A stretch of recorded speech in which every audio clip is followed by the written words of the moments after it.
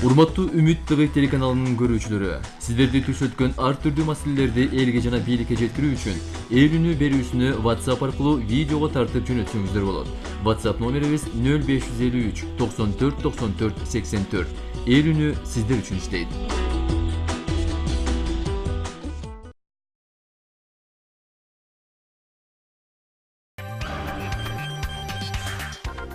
Нарын облусунун жашоочулары жөлөк пулдар боюнча өзгөртүлүп жаткан мыйзамга каршы экендиктерин берүүбүзгө кайрылып баймабай билдиришүүдө.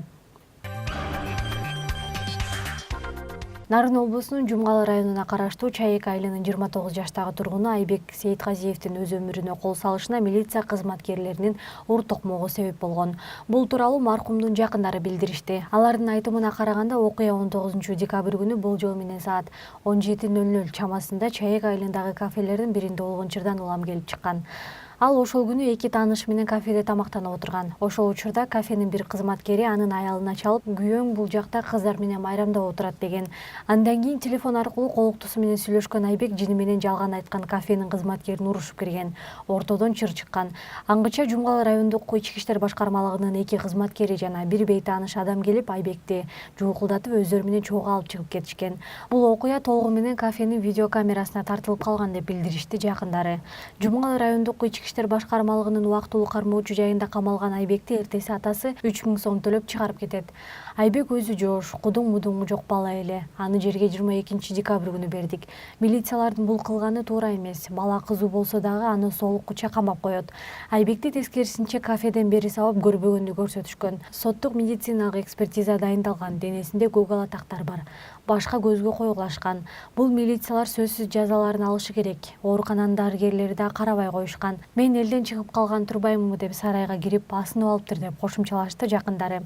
Ал эми бул окуя боюнча Жумгалы райондук ички иштер башкармалыгынын тергөө тобу Айбек каза болгон күнү Кочкор Жумгалы аралык соттук медициналык экспертиза дайындалганын, учурда иштер келип жатканын айтышты. Ошондой эле Жумгалы районунун прокурору бул иш анын көзөмөлүндө экенин, адам өлүмүнө күнөөлүүлөр сөзсүз жаза ала тургандыгын кабарлашты. Айдоочу болуп иштеген Айбектин артында эки кызы калды.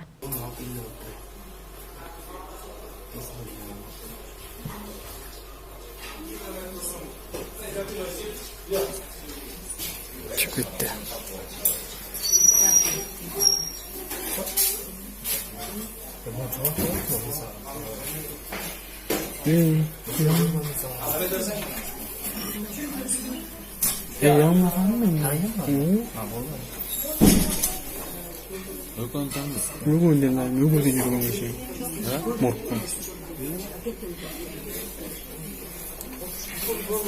Жаңағыдай форматша қызыл семерканы айдап кірген ошол.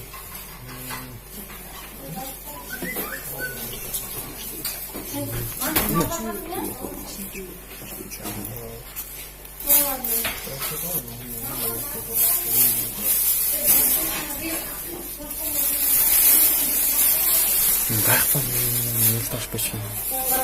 Сырт алчақ бұттай. Сырттан мұшташ тұрып. Май қошым.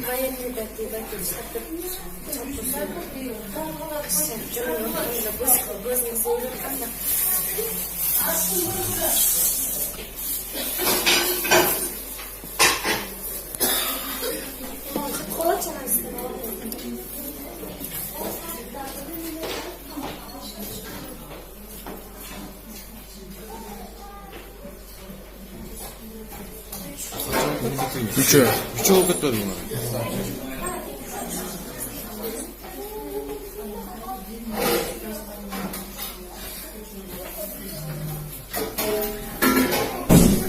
Ne oldu da? Teknik formasını.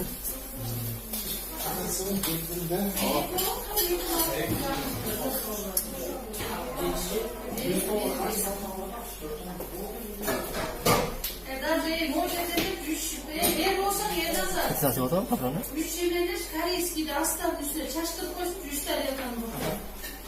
3 kare. Bütün alıyoruz.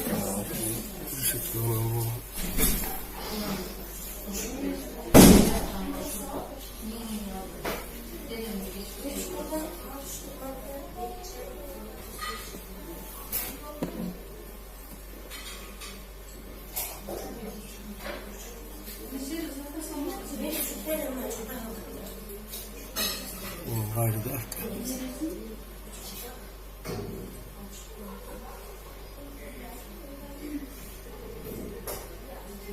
Cana akmasından ayrılıp öyle oldu dedi. He? Akmasından ayrılıp özbele böyle mi okşaydı? Kararlı etrafı kaç böyle?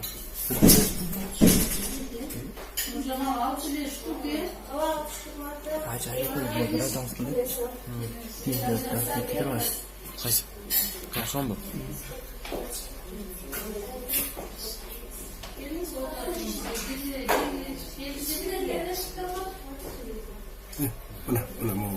Mo. Ormasan çaptı.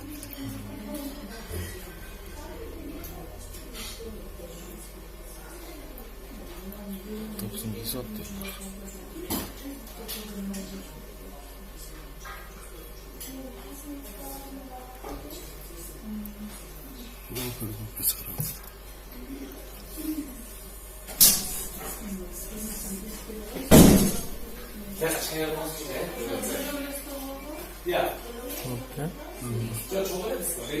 Oyunlar ушундан калганда жатактарчы.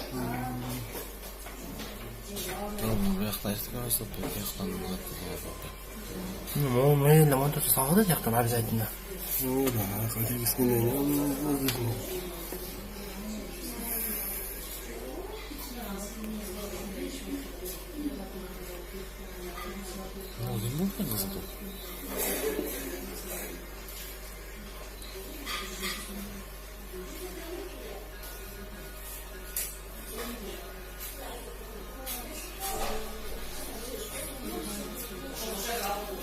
요새 뭐 жақындай 왜? жақындап қойшы ке. Тетімен жақындатып емес пе тетіге өңімей?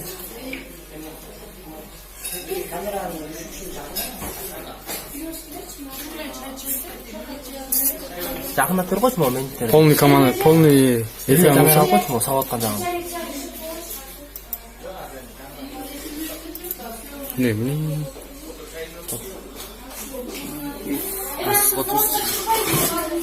Öyle mi?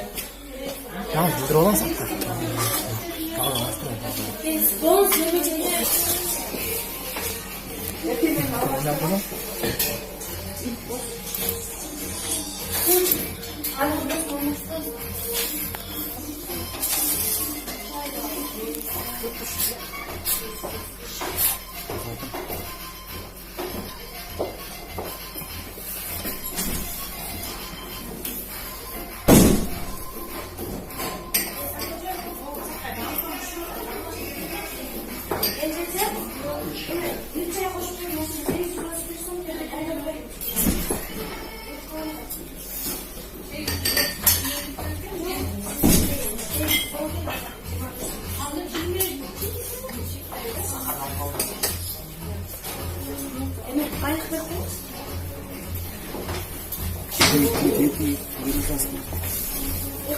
Жана эмне бар?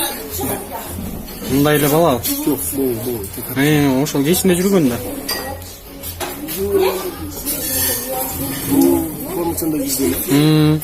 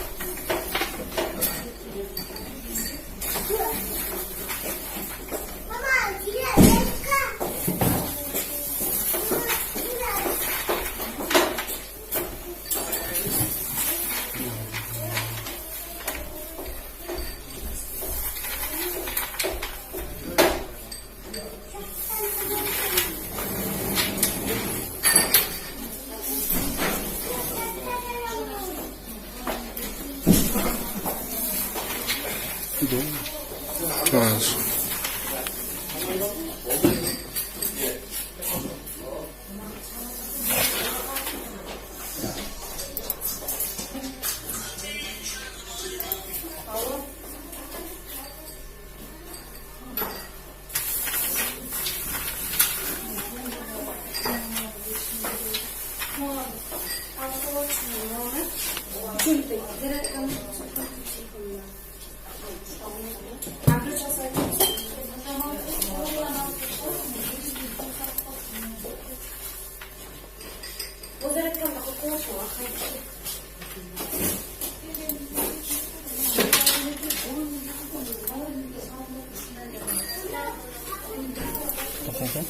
Sana merde bilen girip kelgen var mı bile? Ya.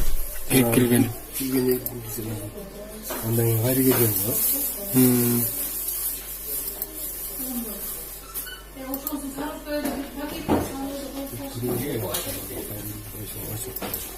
Bunu vaktinde koşup oldu mu?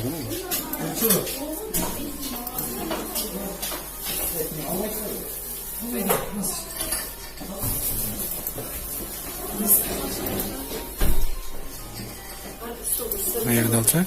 Ha, bunu.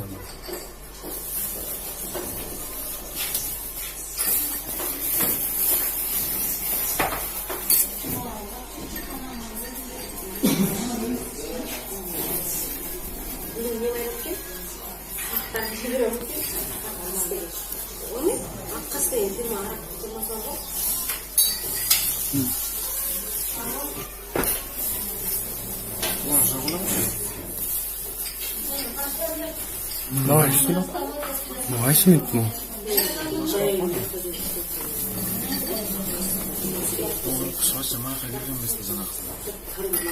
Şöyle yıldırmadın mı? Andan keyin ayçık deydi aka машинага салып койгонан тейлер келген турбай кайра.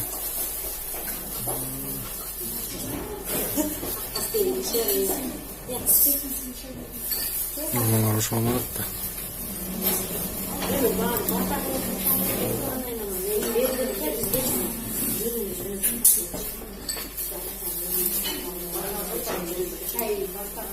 Уже кеткен экен да бул. Караңгы керек уже. Кадирова Махабат бардык кайрымдуу адамдардан жардам сурайт. Анын жолдошу биринчи топто болмайып, балдарын каржылоого каражаты жетишпейт. Батирде турушат. Жардам берүүнү каалагандар 0702 97 23 26. Кайталайбыз 0702 97 23 26 номуруна кайрылсаңыздар болот. Ош облусуна караштуу Кара Суу районунун Жаңарык айылынын тургуну кезектеги видеону жиберген. Ал өз айылынын жолдорун иретке келтирип, аялдама салууну көздөгөн. Бирок ал жерлердин баары сатылып кеткенин айтып, нааразы болууда.